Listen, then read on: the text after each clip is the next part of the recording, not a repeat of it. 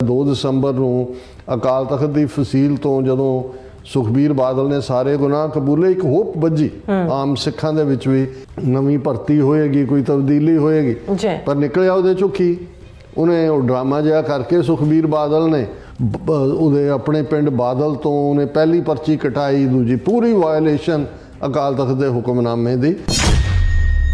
1982 ਚ ਅਕਾਲੀ ਦਲ ਨੇ ਧਰਮ ਯੁੱਧ ਮੋਰਚਾ ਲਾਇਆ ਸੀ, ਜਿਹਦਾ ਐਂਡ ਜੂਨ 84 ਦੇ ਘੱਲੂਘਾਰੇ ਨਾਲ ਹੋਇਆ।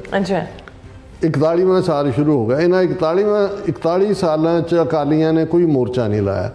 ਉਹਨਾਂ ਦੇ ਮੈਨੀਫੈਸਟੋ 'ਚੋਂ ਵੀ ਆਨੰਦਪੁਰ ਦਾ ਮਤਾ ਵੀ ਗਾਇਬ ਹੋ ਗਿਆ, ਚੰਡੀਗੜ੍ਹ ਪਾਣੀਆਂ ਦਾ ਹੱਕ ਉਹ ਪੰਜਾਬੀ ਸੂਬਾ ਜਿਹੜਾ ਅਕਾਲੀ ਦਲ ਦੀ ਐਜੀਟੇਸ਼ਨ ਨਾਲ ਹੀ ਹੋਂਦ 'ਚ ਆਇਆ, ਜਿਹਦਾ ਚੀਫ ਮਿਨਿਸਟਰ 5 ਵਾਰ ਪ੍ਰਕਾਸ਼ ਸਿੰਘ ਬਾਦਲ ਰਿਹਾ, ਅੱਜ ਉਸ ਅਸੈਂਬਲੀ ਦੇ ਵਿੱਚ 117 ਮੈਂਬਰਾਂ ਵਾਲੀ 'ਚ ਇੱਕ ਮੈਂਬਰ ਅਕਾਲੀਆਂ ਦਾ। ਸਿੱਖ ਜਦੋਂ ਕਿਸੇ ਵੀ ਹੋਰ ਪਾਸੇ ਜਾਏਗਾ, ਹਿੰਦੂ ਬਣਨਾ ਨਹੀਂ ਹੈ ਉਹਨੇ, ਜੇ ਬਣੇਗਾ ਵੀ ਉਹ ਤਾਂ ਉਹਨਾਂ ਦਾ ਹੀ ਕੱਢ। ਉਹਨਾਂ ਨੇ ਕਿਹਾ ਜੀ ਇਹਨਾਂ 'ਚੋਂ ਕੱਢ ਲਓ, ਇਹ ਲੜਨ ਦਾ ਮਾਦਾ ਹੀ ਭਾਵੇਂ ਈਸਾਈ ਬਣਾ ਦਿਓ। ਔਰ ਸਭ ਤੋਂ ਜ਼ਿਆਦਾ ਜ਼ੋਰ ਤਰਨਤਾਰਨ ਔਰ ਗੁਰਦਾਸਪੁਰ ਬੈਲਟ ਦੇ ਵਿੱਚ, ਜਿੱਥੇ ਮਝੈਲਾਂ 'ਚ ਸਭ ਤੋਂ ਜ਼ਿਆਦਾ ਡਿਫਾਇੰਸ ਹੈ ਔਰ ਜਿੱਥੋਂ ਸਭ ਤੋਂ ਜ਼ਿਆਦਾ ਕਾਡਰ ਆਪਣੇ ਕੌਮੀ ਘਰ ਖਾਲਿਸਤਾਨ ਦੀ ਲੜਾਈ ਦੇ ਜੁਝਾਰੂ ਯੋਧੇ ਨਿਕਲੇ ਨੇ।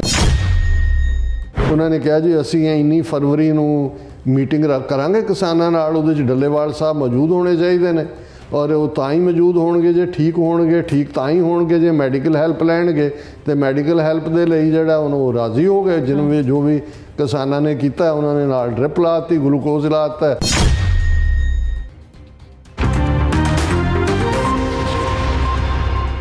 Viewers welcome back to our programme. So viewers ਗੱਲਬਾਤ ਕਰਨ ਜਾ ਰਹੇ ਹਾਂ ਕਿ 2 ਦਸੰਬਰ ਨੂੰ ਅਕਾਲ ਤਖਤ ਸਾਹਿਬ ਦੀ ਫਸੀਲ ਤੋਂ ਦਿੱਤੇ ਫੈਸਲੇ ਨੂੰ ਅਣਗੌਲਿਆਂ ਕਰਦਿਆਂ ਸੁਖਬੀਰ ਬਾਦਲ ਨੇ ਆਪਣੇ ਪਿੰਡੋਂ ਅਕਾਲੀ ਦਲ ਦੀ ਭਰਤੀ ਮੁਹਿੰਮ ਦੀ ਮੈਂਬਰਸ਼ਿਪ ਸ਼ੁਰੂ ਕਰ ਦਿੱਤੀ ਹੈ ਔਰ ਇਸ ਮੁੱਦੇ ਤੇ ਅਕਾਲ ਤਖਤ ਦੇ ਜਥੇਦਾਰ ਨੇ ਅਜੇ ਤੱਕ ਮੂੰਹ ਬੰਦ ਰੱਖਿਆ ਹੋਇਆ ਹੈ ਔਰ ਇਹ ਸਭ ਸਿੱਖ ਪੰਥ ਦੀ ਅਧੋਗਤੀ ਦਰਸਾਉਂਦਾ ਹੈ। ਔਰ ਦੂਸਰੇ ਪਾਸੇ ਜਗਜੀਤ ਸਿੰਘ ਡੱਲੇਵਾਲ ਹੋਰਾਂ ਦੇ ਮਰਨ ਵਰਤ ਨੂੰ ਵੀ ਲਗਭਗ ਬੇਅਸਰ ਕਰ ਦਿੱਤਾ ਗਿਆ ਹੈ।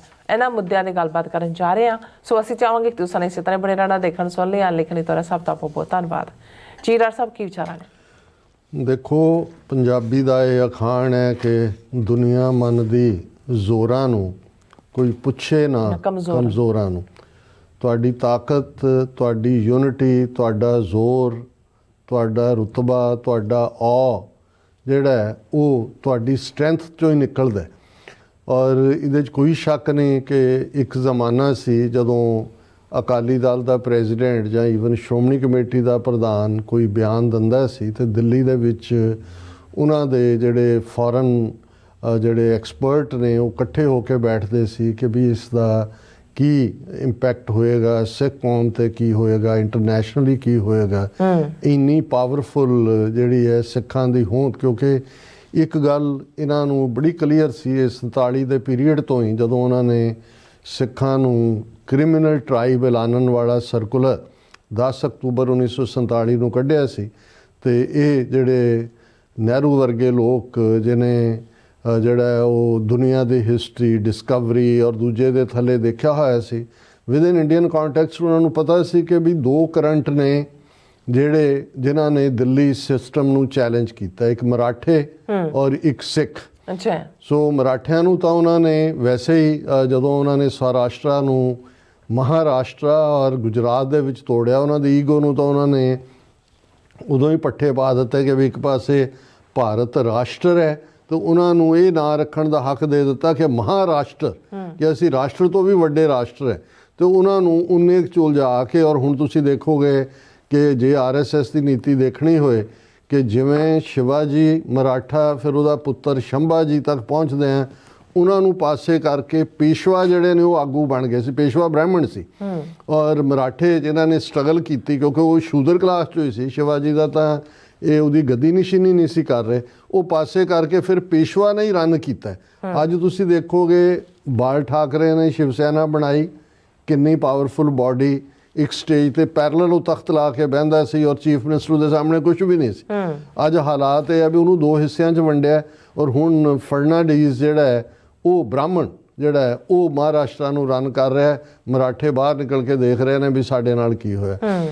ਔਰ ਇਹੀ ਗੱਲ ਇਹਨਾਂ ਨੇ ਉਦੋਂ ਅਨੁਭਵ ਕਰ ਲਈ ਸੀ ਕਿ ਵੀ ਜਿਹੜਾ ਸਿੱਖ ਕਰੰਟ ਹੈ, ਸਿੱਖਾਂ ਦੇ ਵਿੱਚ ਬਿਲਟ ਇਨ ਰਿਬੈਲੀਅਨ ਹੈ, ਕਿਉਂਕਿ ਸਿੱਖ ਇਨਜਸਟਿਸ ਨਹੀਂ ਸਹਾਰ ਸਕਦਾ, ਕਿਤੇ ਵੀ ਹੋਏ, ਮਾੜੇ ਤੋਂ ਮਾੜਾ ਵੀ ਹੋਏ, ਡੀਜੈਨਰੇਟ ਵਿੱਚ 40 ਬੰਦੇ ਖੜੇ ਨੇ, ਕੋਈ ਆ ਕੇ ਕਿਸੇ ਨਾਲ ਧੱਕਾ ਕਰਦਾ, ਦੂਜੇ ਚੁੱਪ ਕਰ ਜਾਣਗੇ। ਜਦ ਸਿੱਖ ਜਿੰਨਾ ਮਰਜ਼ੀ ਕਮਜ਼ੋਰ ਹੋਏ, ਨਾਨ ਪ੍ਰੈਕਟਿਸਿੰਗ ਹੋਏ, ਉਹ ਜਾ ਕੇ ਉਹਨੂੰ ਕਹੇਗਾ ਵੀ ਤੈਨੂੰ ਤਕਲੀਫ ਕੀ ਹੈ ਬਈ, ਤੂੰ ਕਿਉਂ ਧੱਕਾ ਕਰ ਰਿਹਾ। ਕਿਉਂਕਿ ਇਹ ਜਿਹੜੇ ਟ੍ਰੇਟ ਹੁੰਦੇ ਨੇ ਓਵਰਨਾਈਟ ਨਹੀਂ ਡਿਵੈਲਪ ਹੁੰਦੇ। ਜੇ ਅਸੀਂ ਗੁਰੂ ਨਾਨਕ ਪਾਤਸ਼ਾਹ ਤੋਂ 10ਵੇਂ ਪਾਤਸ਼ਾਹ ਤੱਕ ਦੇਖਦੇ ਹਾਂ, 1469 'ਚ ਗੁਰੂ ਨਾਨਕ ਸਾਹਿਬ ਪ੍ਰਕਾਸ਼ਮਾਨ ਹੁੰਦੇ ਨੇ, 1699 'ਚ ਖਾਲਸਾ ਪੰਥ ਪ੍ਰਗਟ ਹੁੰਦਾ। 230 ਸਾਲ ਨੇ। ਇੱਕ ਉਹ ਇਨਸਾਨ ਘੜੇ ਨੇ ਜਿਨ੍ਹਾਂ ਦੇ ਵਿੱਚ ਇੱਕ ਤਹਿਜ਼ੀਬ ਹੈ, ਜਿਨ੍ਹਾਂ ਦੇ ਵਿੱਚ ਰੱਬ ਦੇ ਉੱਤੇ ਭਰੋਸਾ ਹੈ, ਸੱਚ 'ਤੇ ਚੱਲਣ ਦਾ ਉਹਨਾਂ ਨੂੰ ਰਸਤਾ ਦੱਸਿਆ। ਆਪਣੀ ਕੁਰਬਾਨੀ ਦੇ ਕੇ ਗੁਰੂ ਸਾਹਿਬ ਨੇ ਦੱਸਿਆ ਕਿ ਕੋਈ ਕੁਰਬਾਨੀ ਜਿਹੜੀ ਹੈ ਉਹ ਸੱਚ ਦੇ ਰਸਤੇ 'ਤੇ ਤੁਰਦਿਆਂ ਵੱਡੀ ਨਹੀਂ ਹੋ ਸਕਦੀ। ਔਰ ਉਸ 'ਚੋਂ ਫਿਰ ਕਿਰਪਾਨ ਦਿੱਤੀ, ਤਲਵਾਰ ਦਿੱਤੀ ਕਿ ਭਾਈ ਖਲੋਣਾ ਹੈ ਤੁਸੀਂ, ਤੇ ਨਾਲ ਇਹ ਮੈਂਡੇਟ ਦਿੱਤਾ ਕਿ ਖਾਲਸਾ ਸੋਏ ਜੋ ਨਿਰਧਨ ਕੋ ਪਾਲੇ, ਖਾਲਸਾ ਸੋਏ ਜੋ ਦੁਸ਼ਟ ਕੋ ਗਾਲੇ। ਕਿ ਖਾਲਸਾ ਉਹ ਹੈ ਜਿਹੜਾ ਨਿਰਧਨ ਦੇ ਨਾਲ, ਗਰੀਬ ਦੇ ਨਾਲ, ਓਪਰੈਸ ਦੇ ਨਾਲ, ਸੁਪਰੈਸ ਦੇ ਨਾਲ, ਰਿਪਰੈਸ ਦੇ ਨਾਲ ਖੜਾ, ਔਰ ਜਿਹੜਾ ਦੁਸ਼ਟ ਨੂੰ ਪਨਿਸ਼ਿੰਗ ਦਾ ਟਾਇਰੈਂਟ। ਔਰ ਸਾਡੀ ਹਿਸਟਰੀ ਨੇ ਸਾਬਤ ਕੀਤਾ ਹੈ। ਔਰ ਅੰਗਰੇਜ਼ ਇਸ ਗੱਲ ਨੂੰ ਬੜੀ ਚੰਗੀ ਤਰ੍ਹਾਂ ਸਮਝਦੇ ਸੀ, ਇਸ ਲਈ ਉਹਨਾਂ ਨੇ ਸਿੱਖਾਂ ਨੂੰ ਪਲੋਸ ਪਲਾਸ ਕੇ ਵੀ ਰੱਖਿਆ, ਜ਼ਮੀਨਾਂ ਵੀ, ਫੌਜ ਵੀ, ਇੱਕ ਮਰਸਨਰੀ ਕਰੈਕਟਰ ਵੀ ਪੈਦਾ ਕੀਤਾ ਜਾਣ ਲੱਗਿਆ, ਇਹਨਾਂ ਦੇ ਹਵਾਲੇ ਕਰ ਗਏ ਬ੍ਰਾਹਮਣਾਂ ਦੇ। ਲੇਕਿਨ ਅੱਜ ਔਰ ਇਸ ਗੱਲ ਨੂੰ ਜਦੋਂ ਉਹਨਾਂ ਨੇ ਕ੍ਰਿਮੀਨਲ ਟ੍ਰਾਈਬ ਐਲਾਨ ਕੇ ਕਿਹਾ ਕਿ ਵੀ ਇਹਨਾਂ ਤੇ ਅੱਖ ਰੱਖੋ, ਤੇ ਉਹਨਾਂ ਨੇ ਸਾਨੂੰ ਉੱਠਣ ਨਹੀਂ ਦਿੱਤਾ ਹੈ ਕਿ ਵੀ ਇਹ ਤਾਂ ਬਿਨਾਂ ਜਿਹੜਾ ਕੋਈ ਤਾਕਤ ਦੇ ਮਾਣ ਨਹੀਂ ਹੈਗੇ। ਤੇ ਜੇ ਇਹਨਾਂ ਨੂੰ ਐਮਪਾਵਰ ਕੀਤਾ ਕਿ ਨਾ ਉਹਨਾਂ ਨੇ ਪੰਜਾਬ ਨੂੰ ਇੰਡਸਟਰੀਲਾਈਜ਼ ਕੀਤਾ, ਨਾ ਇਕਨੋਮਿਕਲੀ ਅੱਗੇ ਵਧਣ ਦਿੱਤਾ, ਫਿਰ ਵੀ ਗੁਰੂਆਂ ਦੀ ਇਹ ਬਖਸ਼ਿਸ਼ ਹੈ ਕਿ ਸਿੱਖ ਜਿੱਥੇ ਵੀ ਗਏ ਉਹਨਾਂ ਨੇ ਆਪਣੀ ਥਾਂ ਬਣਾਈ, ਆਪਣੇ ਆਪ ਨੂੰ ਇੱਕ ਉਸ ਸਮਾਜ ਦੇ ਵਿੱਚ ਐਡਜਸਟ ਵੀ ਕੀਤਾ, ਤਾਕਤਵਰ ਹੋ ਕੇ ਵੀ ਉੱਭਰੇ, ਔਰ ਪਿਆਰ ਦਾ ਸੁਨੇਹਾ ਵੀ ਦਿੱਤਾ। ਹੁਣ ਇਸੇ ਦਾ ਹੀ ਹਿੱਸਾ ਸੀ ਵੀ ਇਹਨਾਂ ਨੇ ਕਦੇ ਵੀ ਨਹੀਂ ਚਾਹਿਆ ਕਿ ਇੱਧਰਲਾ ਸਿੱਖ ਪੰਜਾਬ ਲਹਿੰਦੇ ਪੰਜਾਬ ਦੇ ਨਾਲ ਜਾਂ ਪਾਕਿਸਤਾਨ ਦੇ ਨਾਲ ਕਾਰੋਬਾਰ ਕਰੇ ਜਾਂ ਉਹਨਾਂ ਦੇ ਚੰਗੇ ਸੰਬੰਧ ਹੋਣ, ਕਿਉਂਕਿ ਉਹਦੇ 'ਚੋਂ ਵੀ ਉਹਨਾਂ ਦੀ ਆਪਣੀ ਇਨਸਿਕਿਉਰਿਟੀ ਨਿਕਲਦੀ ਹੈ ਕਿ ਭਾਈ ਇਹ ਤਾਂ ਜਿਹੜਾ ਉਹ ਸਾਡੇ ਖਿਲਾਫ ਭੁਗਤਣਗੇ। ਉਹ ਤਾਂ ਵਰਤਿਆ ਤਾਂ ਉਹਨਾਂ ਨੇ ਸੌਰਡ ਆਰਮ ਕਹਿ ਕੇ ਸਿੱਖਾਂ ਨੂੰ ਖੜਗਧਾਰੀ ਬੁਝਾ ਜਿਹੜਾ ਉਹ ਵਰਤਦੇ ਰਹੇ ਨੇ। ਹੁਣ ਇਸੇ ਕੌਂਟੈਕਸਟ ਦੇ ਵਿੱਚ ਉਹਨਾਂ ਨੇ ਜਿਵੇਂ ਹਿੰਦੂ ਤਵੀਆਂ ਨੇ ਅਕਾਲੀ ਦਲ ਜਿਹੜੀ ਪਾਰਟੀ 105 ਸਾਲ ਪੁਰਾਣੀ ਹੈ ਉਹਨੂੰ ਕਿਵੇਂ ਡਿਸਟਰੋਏ ਕੀਤਾ। ਬੇਸ਼ੱਕ ਬੇਅਕਲੀ ਕਮ ਅਕਲੀ ਆਪਣੀ ਹੈ, ਪਹਿਲਾਂ 47 ਦੌਰ ਦੀ ਲੀਡਰਸ਼ਿਪ ਦੀ ਸੀ ਜਿਨ੍ਹਾਂ ਨੇ ਗਾਂਧੀ ਨਹਿਰੂ ਦੇ ਉੱਤੇ ਇਤਬਾਰ ਕੀਤਾ, ਫਿਰ ਬਾਦਲ ਕੋੜਮਾ ਜਿਨ੍ਹਾਂ ਨੇ ਬਿਲਕੁਲ ਇਹ ਕਹਿ ਕੇ ਕਿ ਜੀ ਸਾਡਾ ਬੀਜੇਪੀ ਨਾਲ ਪਤੀ ਪਤਨੀ ਦਾ ਰਿਸ਼ਤਾ ਹੈ। ਇਹਦੇ ਪ੍ਰਕਾਸ਼ ਸਿੰਘ ਬਾਦਲ ਜਿਹਨੂੰ ਫਖਰੇ ਕੌਮ ਦਵਾਇਆ ਜਥੇਦਾਰ ਨੂੰ ਘਰੇ ਸੱਦ ਕੇ ਕਿ ਵੀ ਇਹਨੂੰ ਦਿਓ। ਹੁਣ ਜੇ ਥੋੜ੍ਹਾ ਜਿਹਾ ਜਾਗਰਤੀ ਆਈ, ਸਿੱਖਾਂ ਨੂੰ ਲੱਗਿਆ ਕਿ ਵੀ ਇਹ ਤਾਂ ਕਿਸ ਹੱਦ ਤੱਕ ਇਹ ਨਿਗਰੇ ਹੋਏ ਨੇ, ਔਰ ਨਤੀਜਾ ਜ਼ਾਹਰ ਹੈ ਸੌਦਾ ਸਾਧ ਔਰ ਜੋ ਉਹਨਾਂ ਦਾ ਰੋਲ, ਔਰ ਜਿਸ ਕਿਸਮ ਦਾ ਫਖਰੇ ਕੌਮ ਵੀ ਵਾਪਸ ਹੋਇਆ 2 ਦਸੰਬਰ ਨੂੰ ਅਕਾਲ ਤਖਤ ਦੀ ਫਸੀਲ ਤੋਂ, ਜਦੋਂ ਸੁਖਬੀਰ ਬਾਦਲ ਨੇ ਸਾਰੇ ਗੁਨਾਹ ਕਬੂਲੇ, ਇੱਕ ਹੋਪ ਵੱਜੀ ਆਮ ਸਿੱਖਾਂ ਦੇ ਵਿੱਚ ਵੀ ਕਿ ਚਲੋ ਹੁਣ ਉਹਨਾਂ ਨੇ 6 ਮੈਂਬਰੀ ਜਾਂ 7 ਮੈਂਬਰੀ ਕਮੇਟੀ ਬਣਾ ਦਿੱਤੀ ਹੈ, 6 ਮਹੀਨੇ ਦਾ ਟਾਈਮ ਦਿੱਤਾ ਹੈ, ਨਵੀਂ ਭਰਤੀ ਹੋਏਗੀ, ਕੋਈ ਤਬਦੀਲੀ ਹੋਏਗੀ। ਪਰ ਨਿਕਲਿਆ ਉਹਦੇ ਚੋਂ ਕੀ, ਉਹਨੇ ਉਹ ਡਰਾਮਾ ਜਿਹਾ ਕਰਕੇ ਸੁਖਬੀਰ ਬਾਦਲ ਨੇ ਹੁਣ ਜਿਹੜਾ ਉਹ ਆਪਣੀ ਅਕਾਲੀ ਦਲ ਨੇ ਕਮੇਟੀ ਬਣਾਈ ਜੀ, ਭਰਤੀ ਮੁਹਿੰਮ ਸ਼ੁਰੂ ਕਰਤੀ। ਉਹਦੇ ਆਪਣੇ ਪਿੰਡ ਬਾਦਲ ਤੋਂ ਉਹਨੇ ਪਹਿਲੀ ਪਰਚੀ ਕਟਾਈ, ਦੂਜੀ ਪੂਰੀ ਵਾਇਲੇਸ਼ਨ ਅਕਾਲ ਤਖਤ ਦੇ ਹੁਕਮਨਾਮੇ ਦੀ। ਔਰ ਹੁਣ ਦੇਖਣ ਵਾਲੀ ਗੱਲ ਇਹ ਹੈ ਕਿ ਵੀ ਕੀ ਦਮਖਮ ਹੋਏਗਾ, ਯਾਨੀ ਰਘਬੀਰ ਸਿੰਘ ਜਾਂ ਦੂਜੇ ਹਰਪ੍ਰੀਤ ਸਿੰਘ ਨੂੰ ਤਾਂ ਵੈਸੇ ਹੀ ਉਸ ਦੀ ਕਿਰਦਾਰਕੁਸ਼ੀ ਕਰਕੇ ਉਹਨੂੰ ਪਾਸੇ ਕਰ ਦਿੱਤਾ। ਮੈਨੂੰ ਨਹੀਂ ਲੱਗਦਾ ਕਿ ਇਸ ਸਾਰੇ 'ਚੋਂ ਕੋਈ ਨਿਕਲਣ ਵਾਲਾ ਹੈ ਜਾਂ ਕੋਈ ਕੱਢਣ ਵਾਲਾ ਹੈ। ਔਰ ਉਹਦੇ ਨਾਲ ਚੱਲਦੇ ਹਾਂ ਅਸੀਂ ਦੇਖਦੇ ਹਾਂ ਵੀ ਉਹੀ ਪਾਰਟ ਦੂਸਰੀ ਫੋਰਸ ਜਿਹੜੀ ਪੰਜਾਬ 'ਚੋਂ ਅਕਾਲੀਆਂ ਨੂੰ ਤਾਂ ਉਹਨਾਂ ਨੇ ਨਿਊਟਰਲਾਈਜ਼ ਕਰਤਾ। ਔਰ ਤੁਸੀਂ ਇਹ ਦੇਖੋ ਕਿ 1982 'ਚ ਅਕਾਲੀ ਦਲ ਨੇ ਧਰਮ ਯੁੱਧ ਮੋਰਚਾ ਲਾਇਆ ਸੀ, ਜਿਹਦਾ ਐਂਡ ਜੂਨ 84 ਦੇ ਘੱਲੂਘਾਰੇ ਨਾਲ ਹੋਇਆ। 41ਵਾਂ ਸਾਲ ਸ਼ੁਰੂ ਹੋ ਗਿਆ। ਇਹਨਾਂ 41 ਸਾਲਾਂ 'ਚ ਅਕਾਲੀਆਂ ਨੇ ਕੋਈ ਮੋਰਚਾ ਨਹੀਂ ਲਾਇਆ। ਉਹਨਾਂ ਦੇ ਮੈਨੀਫੈਸਟੋ 'ਚੋਂ ਵੀ ਆਨੰਦਪੁਰ ਦਾ ਮਤਾ ਵੀ ਗਾਇਬ ਹੋ ਗਿਆ, ਚੰਡੀਗੜ੍ਹ ਪਾਣੀਆਂ ਦਾ ਹੱਕ ਯਾਨੀ ਇੱਕ ਉਹ ਪਾਰਟੀ ਜਿਹੜੀ ਸਭ ਤੋਂ ਓਰੀਜਨਲ ਪਾਰਟੀਆਂ 'ਚੋਂ ਸੀ 105 ਸਾਲ ਪੁਰਾਣੀ, ਉਹਨੂੰ ਹਿੰਦੂ ਤਵੀਆਂ ਨੇ, ਸਰਕਾਰ ਨੇ ਬਿਲਕੁਲ ਤਹਿਸ਼ ਨਹਿਸ਼ ਕਰਤਾ। ਉਹ ਪੰਜਾਬੀ ਸੂਬਾ ਜਿਹੜਾ ਅਕਾਲੀ ਦਲ ਦੀ ਐਜੀਟੇਸ਼ਨ ਨਾਲ ਹੀ ਹੋਂਦ 'ਚ ਆਇਆ, ਜਿਹਦਾ ਚੀਫ ਮਿਨਿਸਟਰ 5 ਵਾਰ ਪ੍ਰਕਾਸ਼ ਸਿੰਘ ਬਾਦਲ ਰਿਹਾ, ਅੱਜ ਉਸ ਅਸੈਂਬਲੀ ਦੇ ਵਿੱਚ 117 ਮੈਂਬਰਾਂ ਵਾਲੀ 'ਚ ਇੱਕ ਮੈਂਬਰ ਅਕਾਲੀਆਂ ਦਾ। ਔਰ ਜਿਸ ਤੇਜ਼ੀ ਨਾਲ ਪੰਜਾਬ ਦਾ ਇਹ ਈਸਾਈਕਰਨ ਕਰ ਰਹੇ ਨੇ, ਉਹਨਾਂ ਨੂੰ ਪਤਾ ਹੈ ਵੀ ਇਹ ਜ਼ੁਲਮ ਦੇ ਖਿਲਾਫ ਸਿੱਖ ਹੀ ਲੜੇਗਾ। ਸਿੱਖ ਜਦੋਂ ਕਿਸੇ ਵੀ ਹੋਰ ਪਾਸੇ ਜਾਏਗਾ, ਹਿੰਦੂ ਬਣਨਾ ਨਹੀਂ ਹੈ ਉਹਨੇ, ਜੇ ਬਣੇਗਾ ਵੀ ਉਹ ਤਾਂ ਉਹਨਾਂ ਦਾ ਹੀ ਕੱਢ। ਉਹਨਾਂ ਨੇ ਕਿਹਾ ਜੀ ਇਹਨਾਂ 'ਚੋਂ ਕੱਢ ਲਓ, ਇਹ ਲੜਨ ਦਾ ਮਾਦਾ ਹੀ ਭਾਵੇਂ ਈਸਾਈ ਬਣਾ ਦਿਓ। ਔਰ ਸਭ ਤੋਂ ਜ਼ਿਆਦਾ ਜ਼ੋਰ ਤਰਨਤਾਰਨ ਔਰ ਗੁਰਦਾਸਪੁਰ ਬੈਲਟ ਦੇ ਵਿੱਚ, ਜਿੱਥੇ ਮਝੈਲਾਂ 'ਚ ਸਭ ਤੋਂ ਜ਼ਿਆਦਾ ਡਿਫਾਇੰਸ ਹੈ ਔਰ ਜਿੱਥੋਂ ਸਭ ਤੋਂ ਜ਼ਿਆਦਾ ਕਾਡਰ ਆਪਣੇ ਕੌਮੀ ਘਰ ਖਾਲਿਸਤਾਨ ਦੀ ਲੜਾਈ ਦੇ ਜੁਝਾਰੂ ਯੋਧੇ ਨਿਕਲੇ ਨੇ। ਜੋ ਤੁਸੀਂ ਇਹਨਾਂ ਦੇ ਬਿਹਾਈਂਡ, ਔਰ ਇਹ ਕੋਈ ਆਰਗੇਨਾਈਜ਼ਡ ਚਰਚ ਨਹੀਂ ਨੇ ਇਹਨਾਂ ਦੇ ਪਿੱਛੇ, ਇਹ ਜਿਹੜੇ ਜਿਸ ਕਿਸਮ ਦੇ ਲੋਕ ਖੜੇ ਕੀਤੇ ਹੋਏ ਨੇ, ਉਹੀ ਧਨ ਦੇ ਨਾਲ ਪੈਸੇ ਜਿਹਨਾਂ ਨੂੰ ਜਦੋਂ ਮਰਜ਼ੀ ਥੱਲੇ ਸੁੱਟ ਲੈਣਗੇ। ਇੱਕ ਪਾਸੇ ਇਹ ਪਾਰਟ, ਪਰ ਦੂਜੀ ਫੋਰਸ ਜਿਹੜੀ ਅਪੀਅਰ ਹੋਈ ਜਿਹਨੇ ਇਨਫੈਕਟ ਇੰਡੀਅਨ ਸਿਸਟਮ ਨੂੰ ਘਬਰਾਹਟ 'ਚ ਲਿਆਂਦਾ ਕਿ 18-19 ਮਹੀਨੇ ਚੱਲੀ ਕਿਸਾਨ ਐਜੀਟੇਸ਼ਨ, 3 ਖੇਤੀ ਕਾਨੂੰਨ ਵਾਪਸ ਹੋਏ ਔਰ ਉਹਨੂੰ ਖਿਲਾਰ ਦਿੱਤਾ ਉਹਨਾਂ ਨੇ। ਚੋਣਾਂ ਦੇ ਮੌਕੇ ਤੱਕ ਪਹੁੰਚਦਿਆਂ ਕਿਸੇ ਨੂੰ ਚੀਫ ਮਿਨਿਸਟਰੀ ਦਾ ਲਾਇਆ, ਰਾਜੇਵਾਲ ਵਰਗੇ ਨੂੰ ਦੂਜਾ, ਔਰ 92 ਲਿਆ ਕੇ ਉਹ ਬੀਜੇਪੀ ਦੀ ਬੀ ਟੀਮ ਕੇਜਰੀਵਾਲ ਦੇ ਜਿਹੜੇ ਨੇ ਉਹ ਮਿੱਟੀ ਦੇ ਮਾਧੋ ਲਿਆ ਕੇ ਪੰਜਾਬ ਦੀ ਅਸੈਂਬਲੀ 'ਚ ਬਿਠਾ ਦਿੱਤੇ। ਲੇਕਿਨ ਇਹਦੇ ਬਾਵਜੂਦ 2 ਫੈਕਸ਼ਨਸ ਕਿਸਾਨਾਂ ਦੀਆਂ, ਇਹ ਸਰਵਣ ਸਿੰਘ ਪੰਧੇਰ ਔਰ ਜਗਜੀਤ ਸਿੰਘ ਡੱਲੇਵਾਲ, ਇਹ ਨਿਕਲੇ ਪਿਛਲੇ 1 ਸਾਲ ਤੋਂ ਬੈਠੇ ਨੇ ਆ ਕੇ, ਖਨੌਰੀ ਵੀ ਔਰ ਸ਼ੰਭੂ ਵੀ ਔਰ ਦੂਜੀ। ਔਰ ਜਗਜੀਤ ਸਿੰਘ ਡੱਲੇਵਾਲ ਦਾ ਵਰਤ ਜਿਹੜਾ 50 ਦਿਨਾਂ ਤੋਂ ਜ਼ਿਆਦਾ ਹੋ ਗਿਆ ਸੀ, ਉਹਨੇ ਇੱਕ ਹਲਚਲ ਪੈਦਾ ਕਰਨੀ ਸ਼ੁਰੂ ਕੀਤੀ। ਪੰਜਾਬ 'ਚ ਵੀ ਇੱਕ ਹਮਦਰਦੀ ਹੋਈ, ਪੰਜਾਬ ਬੰਦ ਵੀ ਕਾਮਯਾਬ ਹੋਇਆ। ਹਰਿਆਣੇ ਦੇ ਵੀ ਜਾਟਾਂ ਨੇ ਆ ਕੇ 10-11 ਨਾਲ ਬੈਠ ਕੇ ਵਰਤ ਦੇ ਉੱਤੇ ਇੱਕ ਦੂਜੇ ਵੀ ਹੋ ਗਏ।